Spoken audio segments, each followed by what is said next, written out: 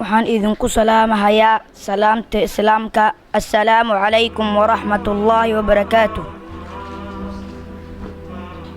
salaan kadib waxaan idin hayaa gabay ku saabsan hooyo macaan, halyeeyadii abwaanada hadaraawa miithaalkiis. hadday hooyo gagabiyeen hindisay suwaan sare, cimrigii markuu helay hambadii xasuustee. hal layaab lama laho hadalkaas sidaa mudan, hooyaa wax loo dhigo laga helin adduunyada. balse aniga haada gabay reerkay ka joogeen kama hayso darajo, suugaanta kama hilan wili waan hor leeyahay. balse hooya iga mudan hadal ii suugaan wax kastoo la heli karo.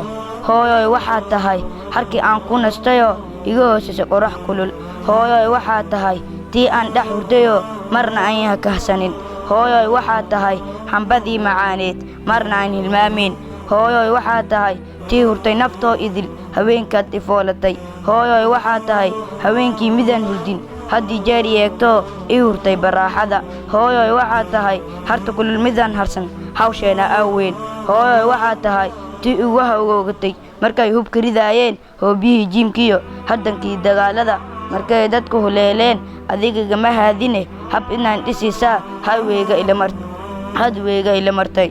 hooyoy haddaadi jirin uwadkani hagaagsan halkan sooma gaadheen. hooyoy waxaad tahay tii haqabtiraysoo habli iyo wiilalba hagaajinta jirkooda malweliba ku hagranoo xanaankooda toosisa. alla hooyo sharafeey waxaan kuu hadeeyaa ma heli karaayee halkan adiga mudan tahay waa hooygii jannadee. harihii jannad iyo hooskii macaanaa rabbi kuu hiweeyo weligaa halkaa joog, weligaa halkaa joog, weligaa halkaa joog. Allah